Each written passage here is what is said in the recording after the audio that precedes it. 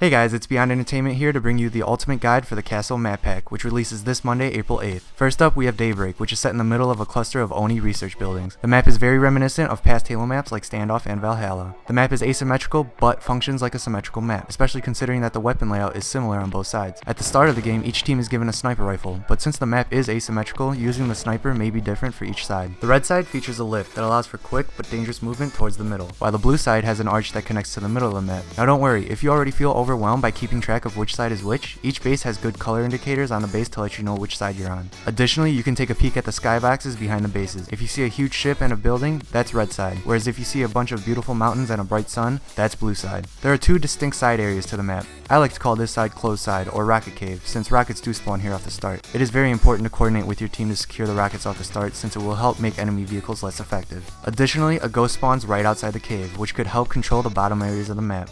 On the open side of the map, there's a Banshee, which is the only method to control the sky. Additionally, you may see a beam rifle that spawns here occasionally, as it is a random ordnance weapon spawn. Speaking of random ordnances, there are some really good ones on Daybreak. Controlling top mid will be very advantageous, with ordnances such as the Saw, Spartan Laser, and Railgun dropping at different locations up top. Additionally, each side has a concussion rifle, needler, and rocket launcher that can spawn in or around the bases. Also, a Spartan Laser or shotgun may spawn on the open side, along with a fuel rod gun in the cave located bottom middle. There are a ton of jumps throughout the map that will help you get across the map and from the lower levels to the top levels. Some are obvious and others take a good eye and some ambition. Here's a few cool ones that I found that can help you get to the top of each base. Using these on day one could really help you rack up a ton of points and XP, so use them to your advantage. If you find yourself stuck on the bottom level, don't panic. You should be able to get to safety if you can find the right paths to sprint through. And of course in CTF, you can use these routes to stop flags that the enemy team may be close to scoring. The last cool thing I found was that you can stand on parts of the cover pieces at top mid. If you stand on top of these, you'll be able to head glitch and get easy shots into the enemy side of the map. Alright, that's gonna wrap it up for Daybreak. This is APK, signing out. Hey, what's up guys? This is Clicked with a quick rundown of the map Outcast. So Outcast takes place inside of a desert canyon on a remote planet outside of UNSC controlled space. It is the largest map out of all of the maps in the Castle map pack, but it has a lot of smaller areas, so it's perfect for players in vehicles or on foot. Now I'm going to walk you through all of the weapon and vehicle spawns and their timers. Now right at the start of the game, each base gets one Spartan Laser, but keep in mind that these Spartan Lasers do not respawn at all after they're picked up. There's also a rocket launcher that spawns in the middle of the map that does not respawn after you pick it up. It's just a one-time use. And right across from the rocket launcher, you're going to see a ghost that spawns every 2 minutes. There's also a wraith on the far side of the map that spawns every 3 minutes. A great way to counter the wraith is with the mantis. This bad boy spawns every 3 minutes, but you have to be really careful with those corners because there might be a vehicle or a player waiting for you.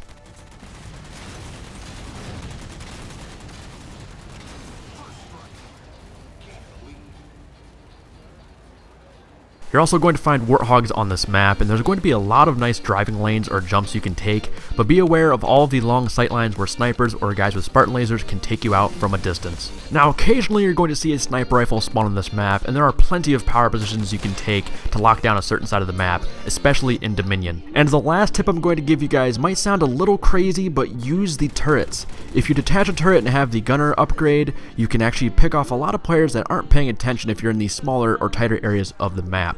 You can also juggle the turret if you don't feel like using that upgrade. Either way is totally fine. But that about wraps it up for Outcast. I'm out. Hey guys, it's Saucy checking out the last map in the new Castle DLC called Perdition. Now this is an asymmetrical map that gives off a Halo 2 terminal vibe for me personally. And this map also offers up a lot of stunning visual features, as you can see the water and the reactor in the middle. Now as far as weapons go on Perdition, there are going to be rockets that spawn near the reactor side of the map. And also both teams will be receiving a concussion rifle spawn, and also both teams will be receiving a needler spawn as well. Now vehicle wise on Perdition, every vehicle is on a 2-minute timer. Both teams will receive a ghost on their sides of the map, chain gun warthogs on their sides of the map, and also there is a rocket warthog located in the middle of the map that is going to be key to control to win the game. Now there are going to be random ordnance drops that happen on Perdition during the game, so you have to keep track of these. The weapons that you could possibly get are the sniper, shotgun, needler, sword, incineration cannon, fuel rod gun, and even a binary rifle. Now, holding down the high ground on Perdition is going to be essential if you want to lock in a win for your team. Obviously, the team who's holding down the top areas of the map are going to have a huge advantage over the other team. Now, you may think because there are so many top areas to control that the jetpack is going to be an essential armor ability to use, but if you're not a jetpack guy just like myself, you don't have to worry. There are a lot of objects and there are a lot of trucks that are laying throughout the map that you can use to easily jump up and level the playing field with the other team.